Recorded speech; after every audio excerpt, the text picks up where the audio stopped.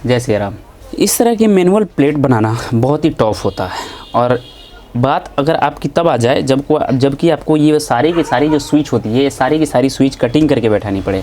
जैसे कि मैंने मतलब ये प्लेट तैयार किया हुआ है, एक दुकान के लिए तैयार किया हुआ है, जो कि पूरी की पूरी मतलब कंट्रोल इसी पे है। जैसे MCB देखो, किटकट देखो, चेंजर देखो, 3-3 पैरेलल इंडिकेटर लगाए हैं, 2-2 डिमर लगाए हैं, 2-2 फ़ैन के लिए। उसके बाद में हमने स्विच इसमें काउंट अभी नहीं किया है, काउंट कर लेते हैं 1 2 3 4 5 6 7 8 9 10 11 12 13 14 15, यानी कि 15 स्विच है, 2 5 पिन है, 2 आपका डिमर है, 1 इंडिकेशन है। ऐसा अगर प्लेट अगर आपको भी दे दी जाए बनाने के लिए तो आप इस चीज़ को कैसे बनाओगे?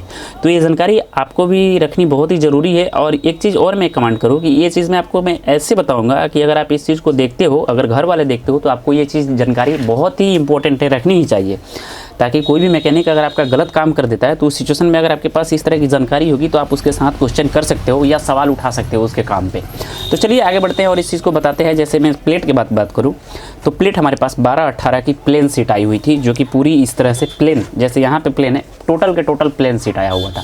और इसी में हमको पूरी की पूरी ड्रॉ हमको इसी में करनी थी, यानी कि स्विच भी हमको इसी में लगानी थी, पैनल इंडिकेटर वगैरह सब कुछ इसी पे करना था, वो भी कटिंग करके करना था। हालांकि आजकल के बेसिकली घरों में ज़्यादातर आपका मॉड्यूल बोर्ड इस्तेमाल किया जाता है, मॉडुलर बोर्ड इस्तेमाल किया जाता है, जो कि इसके अपेक्षा में उसकी कंपैरिजन किया जाए तो भाई थोड़ी सी लूज़ होती है, ताकि ये जो होती है पूरी स्ट्रॉन्ग होती है और ये जल्द ख़राब नहीं होती है। लेकिन अब ज़्यादा स्टैंडर्ड के कारण से सभी लोग मॉडल इस्तेमाल करता है।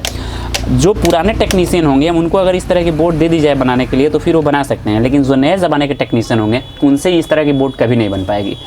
तो ये हमारे पास आई बनने के लिए हमने इसको पूरी तैयार किया हुआ है। बात करते हैं इसका कटिंग करने का। तो सबसे पहले आप कटिंग करने से पहले थोड़ा सा आप पीछे के साइड से इसकी फिनिशिंग को आप देख करके अनुमान कर सकते हो। थोड़े से मैं कैमरे को जूम करता हूँ। अगर आप फिनिशिंग को देखते हो तो फिर आप अनुमान कर सकते हो कि हाँ ये बोर्ड कैसी तैयार हुई होगी।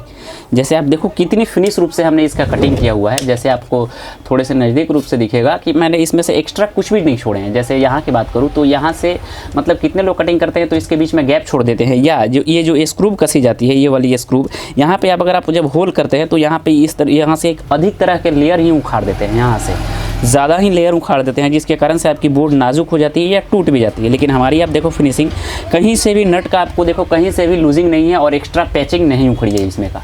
जहाँ तक मैं ऊपर से लेकर के नीचे सभी का बात करूँ तो कहीं से भी हमारी कोई भी एक्स्ट्रा पैचिंग नहीं उखड़ी है जिससे हमारी बोर्ड डैमेज हो गए। अब बात करते हैं आखिरकार इसको बनाई कैसे जाती है और इसकी कनेक्शन कैसे की जाती है। तो अगर बनाने का वीडियो अगर आप नहीं देखे हो तो मैंने शॉर्ट पे ऑलरेडी चढ़ा रखी है कि आखिरकार इसको कैसे कटिंग की जाती है और इसको कैसे बनाई जाती है। तो चलिए ना, फिलहाल मैं थोड़ी सी मैं आपको जानकारी ये दे दूँ कि इसका कनेक्शन कैसे किया जाता है। चलिए आगे बढ़ते हैं।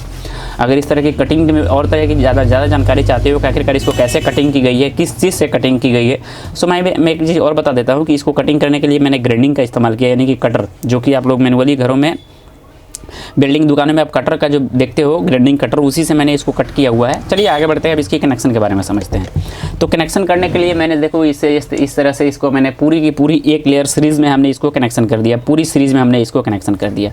टॉप का पूरा पॉइंट खाली है जिसमें हमारी एक लेयर आकर के या बॉल या पंखे की इसमें ऐड होगी। पंखे का कनेक्शन करने के लिए यहाँ पे देखो डायरेक्ट हमने स्विच से लेकर के डीमर में और डीमर से लेकर के हमने आउटपुट इसका निकाला हुआ है।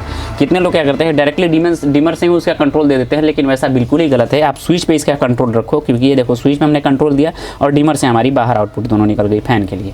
बाकी सारे स्विचे के लिए है, ये दोनों 5 पिन हमारी स्विच से कनेक्टिविटी है। तो अब देखो हमने पैरेलल मोड में सीरीज़ मोड में हमने सारे के सारे कनेक्शन करते हुए इसको मैंने यहाँ से देखो यहाँ से करते हुए हमने इसका एक पॉइंट डाल लिया हूँ डायरेक्ट MCB के लोड पॉइंट पे, यानी कि ऊपर वाले हिस्से में। ऐसे देखो ये वाली वायर हमारी नीचे से आ रही है और डायरेक्ट हमारी MCB के ऊपर वाले पॉइंट में चली गई है, लोड पॉइंट में। यानी कि MCB में भी हमारा एक पॉइंट होता है जहाँ पे आप लोड को और मतलब इनसाइड आउटसाइड जोड़ सकते हो। तो ऐसे देखो हमने जोड़ लिया है। एक चीज़ ये ध्यान रखना होगा, कभी भी स्विच पे आपको एक ही पॉइंट आती है, यानी कि नेगेटिव और पॉजिटिव 2 होता है। आपका स्विच पे कभी भी एक ही पॉइंट आएगा, या आपका नेगेटिव डालो या आपका पॉजिटिव डालो। 5 पिन पे दोनों पॉइंट आएगा आपका, और नेगेटिव और पॉजिटिव दोनों आएगा, एक पोल में नेगेटिव और एक पोल में पॉजिटिव। डीमर में आपका कभी भी एक ही पॉइंट से एक ही वायर से कनेक्शन होता है, एक वायर आपका डायरेक्टली न्यूट्रल से गया रहता है। इंडिकेशन में आपका दोनों पॉइंट आता है, पैनल में आपका दोनों पॉइंट आता है। इस तरह से आप लोग समझ गए होंगे। स्विच में कभी भी एक ही पॉइंट आएगा, या आपका न्यूट्रल आवे या आपका फेस आवे। 5 पिन में दोनों पॉइंट आएगा, डीमर में एक ही पॉइंट आएगा, उसके बाद में आपका इंडिकेशन में दोनों पॉइंट आएगा। तो सबने हमने इसका कनेक्शन करते हुए MCB के उस पॉइंट पर लेकर के चला गया, ऊपर वाले पॉइंट पे। उसके बाद में हमने देखो न्यूट्रल को यहाँ से कनेक्शन करते हुए इंडिकेशन में डाला, इंडिकेशन से इस इंडिकेशन को कनेक्शन किया, इससे इसको मेन फेस दिया, जिससे हमारी बीच वाली इंडिकेशन जो होगी वो हमारी वोल्ट आउटपुट बताएगी कि कितनी वोल्ट निकल रही है। इसमें हमने डिजिटल पैनल लगाए हुए हैं जो कि वोल्ट मीटर की होती है। जैसे आपको यहाँ पे दिखेगा डिजिटल वोल्ट मीटर हमने इसमें ऐड किया हुआ है, जिससे हमारी वोल्ट आउटपुट पता लगती रहेगी कि हाँ हमारी कितनी प्रॉपर वोल्टेज आउटपुट हो रही है। तो इस तरह से हमने इसका कनेक्शन किया। उसके बाद में इसको भी डायरेक्टली हमने लेकर के चले गए MCB के पॉइंट पे, ऊपरे वाले पॉइंट पे। दोनों पॉइंट हमारी यहाँ आ गई और यहाँ से फिर हमने आउटपुट किया, जो कि हमारे यहाँ से देखो आउटपुट होते हुए किटकट के पास पहुँची, इस किटकट के पास। और किटकट से ये बाईपास होकर के, यानी कि इस साइड से निकल करके जैसे देखो यहाँ से निकली और डायरेक्ट हमारी इस मतलब इसके कनेक्शन इस चेंजर के अंदर चली गई, इस चेंजर के अंदर चली गई।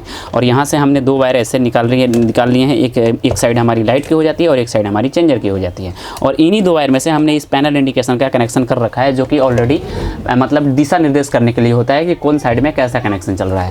तो एक चीज़ ये गौर से आप लोग ये चीज़ बताइएगा कि इसकी फिनिशिंग कैसे हुई है, इस बोर्ड की फिनिशिंग आपको कैसी लग रही है।